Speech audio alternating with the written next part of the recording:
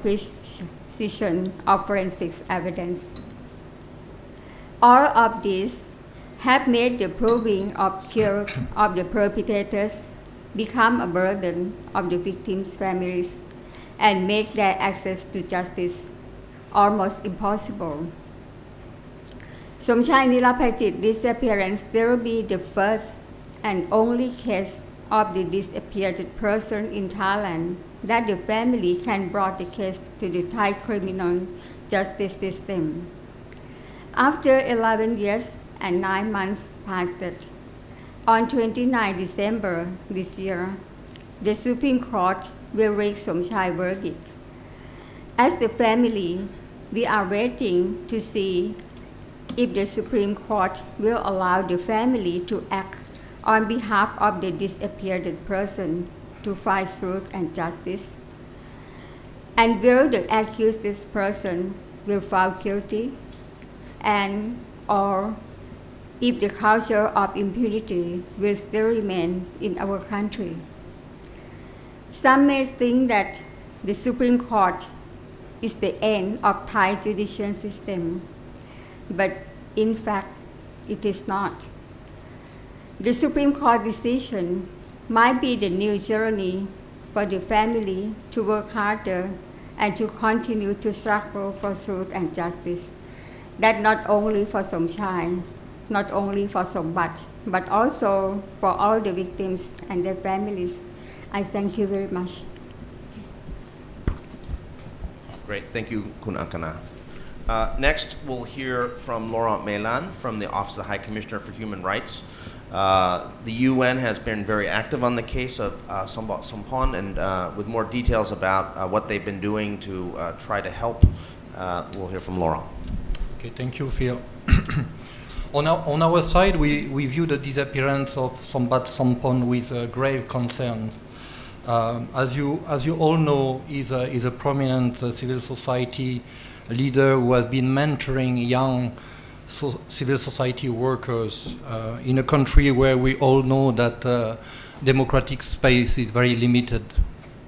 As a result, in addition to severely affecting his family and relatives, like Ankana explained, his disappearance has also created a culture of fear among NGO workers in Lao PDR.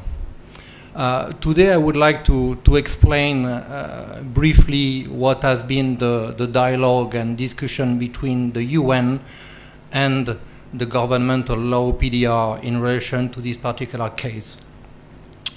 Like Phil mentioned, the United Nations has been following very closely this case, and we have been expressing concerns privately and publicly at several occasions.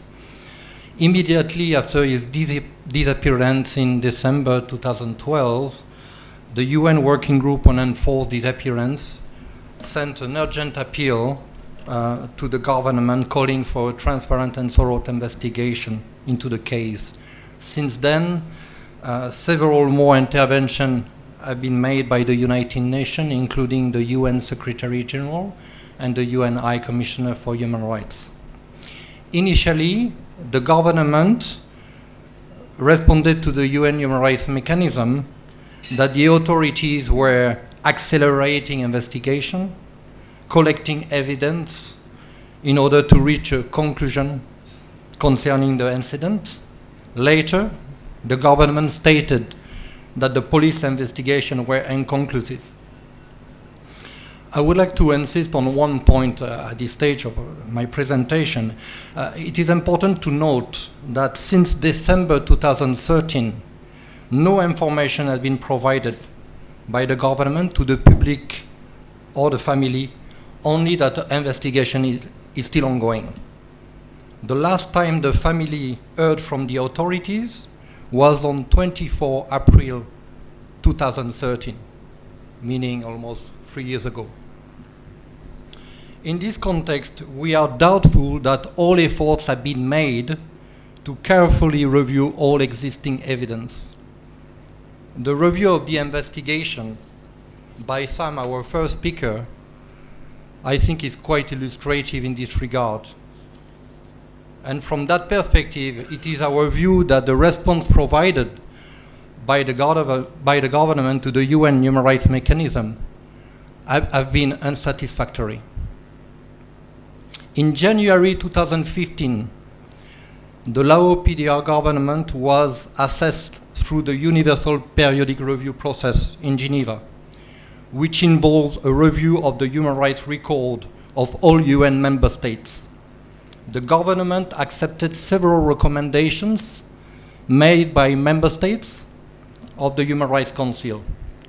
The following states made recommendation: Portugal, Switzerland, United Kingdom, and Australia. These recommendations called for an impartial, transparent, and thorough investigation into Sombath disappearance in accordance with international standards. In their statement, the government of Lao PDR itself committed to bring perpetrators to justice. It has been now a year, and we are not aware of any progress since the government commitment at the UN Human Rights Council. So at this stage, 3 years after Mr. Sombath Somphone went missing, we are of the view that it is fair to state that the absence of progress in Sombath disappearance investigation cast an ominous shadow over the successive commitment made by the government to act on this case. On our side, we very much regret the lack of cooperation of the government with our office, and I will give you some concrete examples. In December 2012, the regional office in Bangkok sent a letter to the government expressing concern about the case. We did not receive a response. On 16 December 2013, the previous UN High Commissioner, Navi Pillay, sent a letter to the government encouraging the government to renew their efforts to devote all necessary resources to ensure Sombath's safe return to his family. On 15 December 2014, the current High Commissioner Zid sent another letter raising concern by the apparent lack of progress and lack of information provided to Mr. Somphone's family. And again, the High Commissioner reiterated his call for an independent and thorough investigation. We never received response to both letters. Again here, I think it is fair to say that the lack of cooperation with our office, the UN Human Rights Office, questions the level of political will to establish the truth in this case. So what next about this case? We believe it is crucial for the international community, including our office, to continue demanding that the government must meet its international human rights obligation in relation to this case. We also, on our side, will continue to look at all options to ensure that this case is dealt with in a thorough and transparent manner. We also appreciate the effort made by several states who, along with other international organizations like the EU, have called for action on this case. But I think we must all continue to make it clear to the Lao government that Sombath disappearances and the failure of the governments to provide answer is not acceptable. Thank you very much. Thank you very much, Laurent.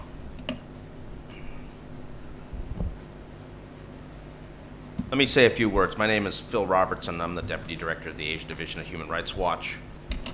And I'd like to expound a little bit on Laos's human rights record because they're now chair of ASEAN and will be through the coming year.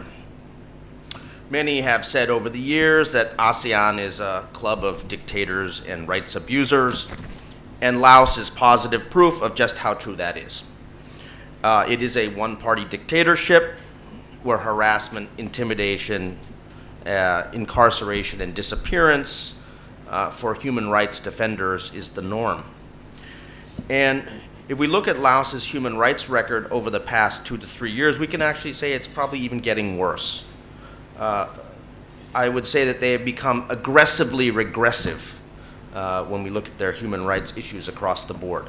And this is particularly since the time of the ASEAN Asia-Europe People's Forum meeting, which took place in November 2012, where Sombath Somphone was the co-chair along with the Ministry of Foreign Affairs.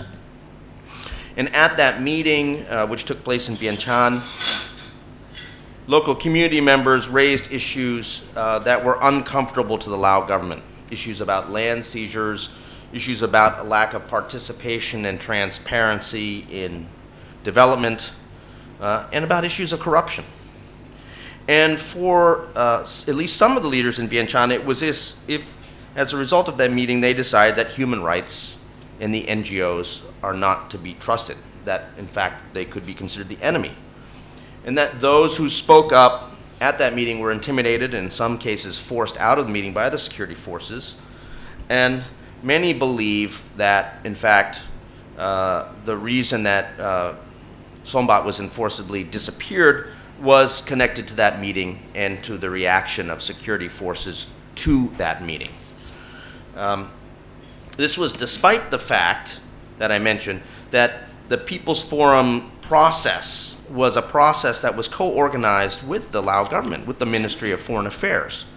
And the Ministry of Foreign Affairs was involved in every step of the consultations, both at the national and the provincial level, with civil society leading up to the actual final People's Forum meeting in Vientiane.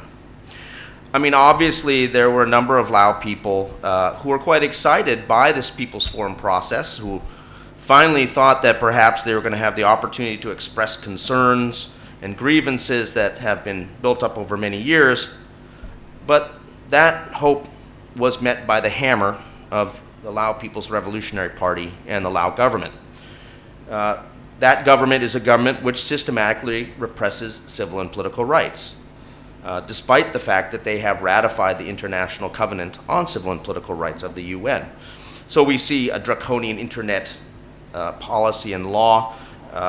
We see restrictions on freedom of expression, censorship of the media.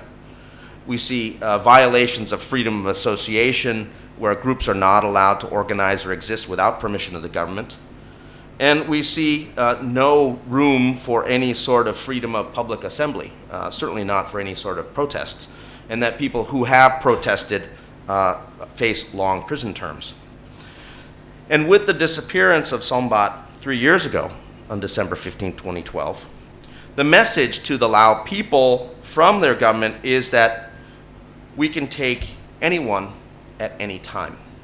So shut up, sit down, and do what we tell you. With increases in surveillance and intimidation, there has now been a wall of silence that has fallen over Vientiane about Sombath's case.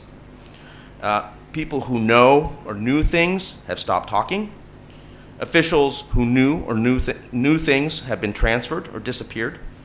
International NGOs working in Laos say they are sympathetic, but they can't talk about it. And what we see, of course, in this presentation today reinforces that, is that the official investigation so far has been a farce.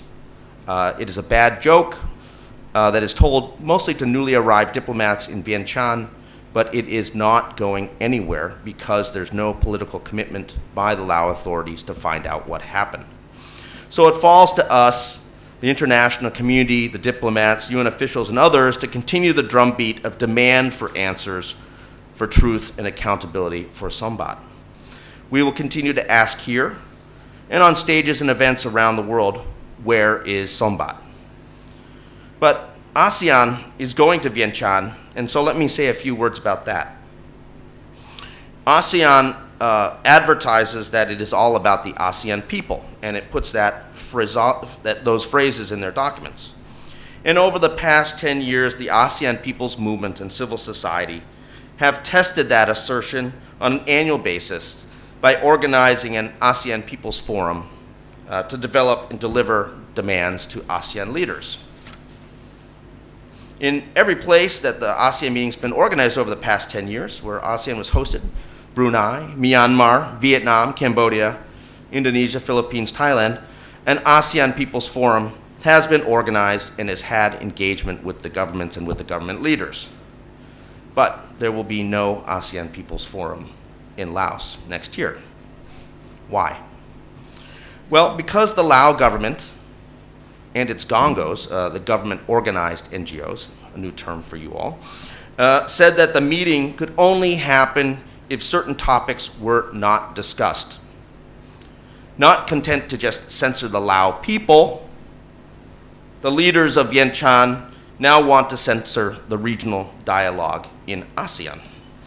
What topics did they not want to discuss? Well, of course, the whole situation of Sombath Somphone, first and foremost, but also they insisted there should be no comments on dams, despite the fact that Laos is damming the Mekong with the encouragement of the Thais. That will damage livelihoods downriver in places in Cambodia and Vietnam. They didn't want to have any discussions about land issues and forest concessions. Also, no discussion allowed about indigenous persons or ethnic minorities, because they claim, of course, there are no indigenous people in Laos. Everybody is Lao, a member of the Lao fraternity of peoples. And interestingly, no discussion about lesbian, gay, bisexual, or transsexual rights. And of course, no willing to address concerns or fears that if the Lao people showed up and spoke their minds, that they would not face problems. So obviously the ASEAN People's Forum organizers were not going to accept those terms, and they were planning to boycott the holding of a meeting in Laos. But because they believe engagement with governments, they went up to Vientiane anyways in October to discuss and consult one last time. And there the Lao government and its gongo said that they can't do the ASEAN People's Forum meeting because they lack the budget and capacity, which is an excuse almost as much as a farce as the official Sombath investigation. So instead, ASEAN People's Forum will have to go elsewhere. Once again, we see Laos heading towards the bottom of the ASEAN heap in terms of human rights,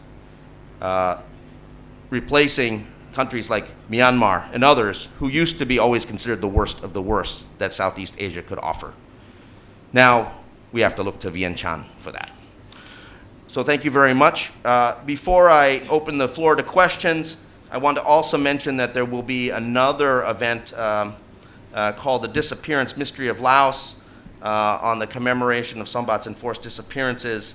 This will be taking place tomorrow at the Priti Panomyong International College at Thammasat University, starting at 2 p.m. You can ask us for more information about that after the press conference. So let me now open the floor to questions. First of all, we'd like to ask that working journalists be allowed to ask questions first. If you want to ask a question, please identify who you are and what organization you work for, and who you're directing the question to, of course. Thank you.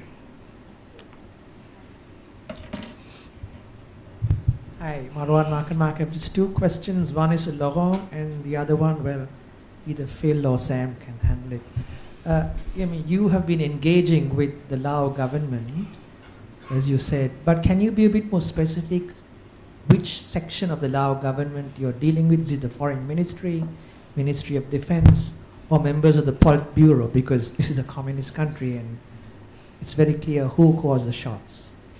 And Phil or Sam, you remember after Sombath's disappearance, there was a delegation of European parliamentarians, I think they're from Belgium, who tried to apply pressure on the Laotian government to get more details.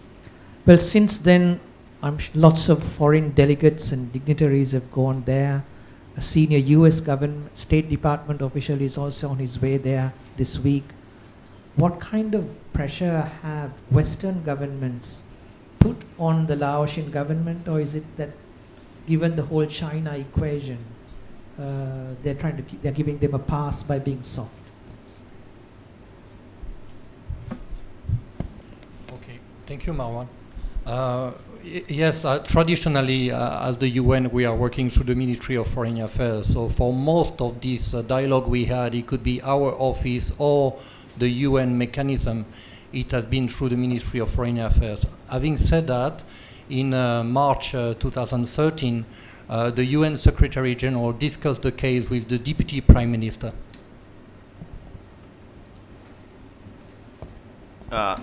I think we'll both say a little bit about the effort to pressure the government. I mean, it is an ongoing issue that foreign embassies are raising. I think the European Union is raising it, Canada's raising it, U.S. raising it. There was recently a roundtable, a donor roundtable at the end of November in Laos, where it was also raised by a number of delegations. It's an ongoing issue that is raised, but the problem is that they receive the same response time and time again, which is, Sombath's a Lao person, we're concerned about him too, we're investigating, we'll get back to you. Nothing else.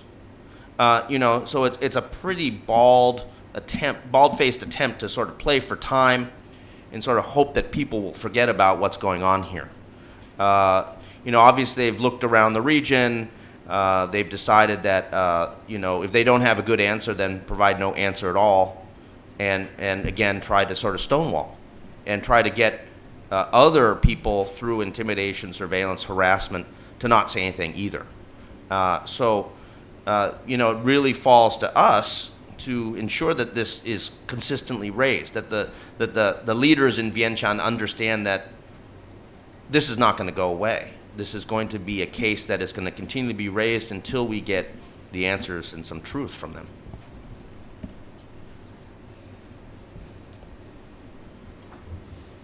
Mic is open.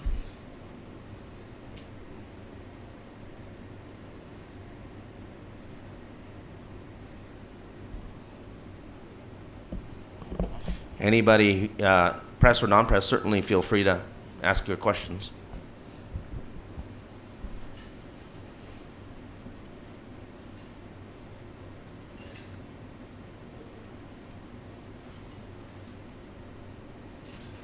Okay.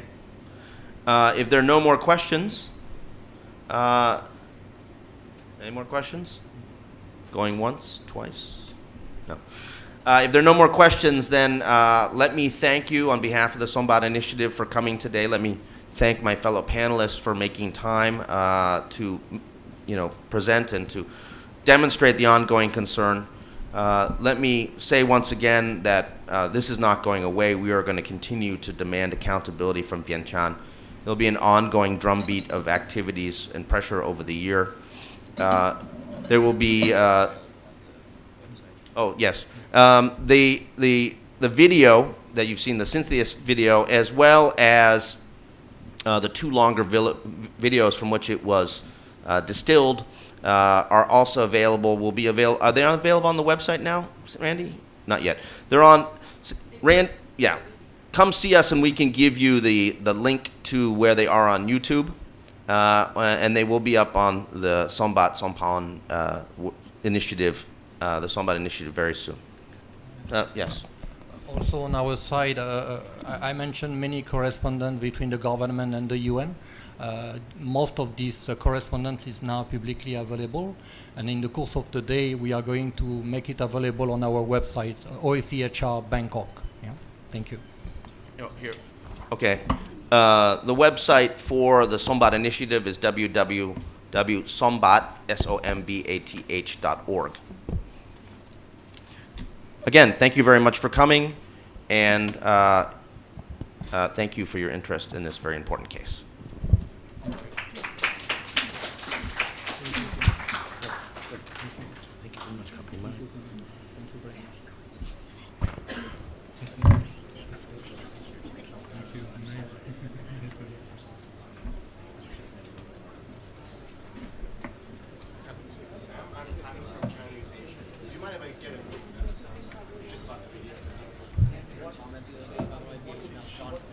Yes, of course. I just want to ask you, just basically to explain to us, when you guys discovered this YouTube?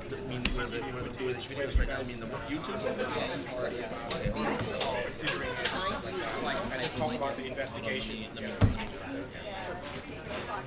Yeah, thank you so much for that comment the other day, actually. No, it's fine. I'm very glad we do it.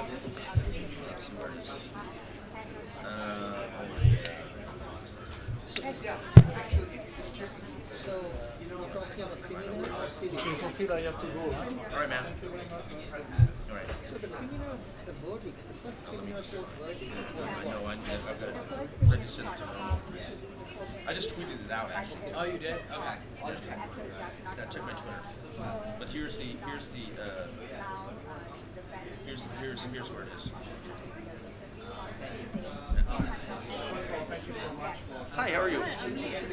How are you? Nice to see you.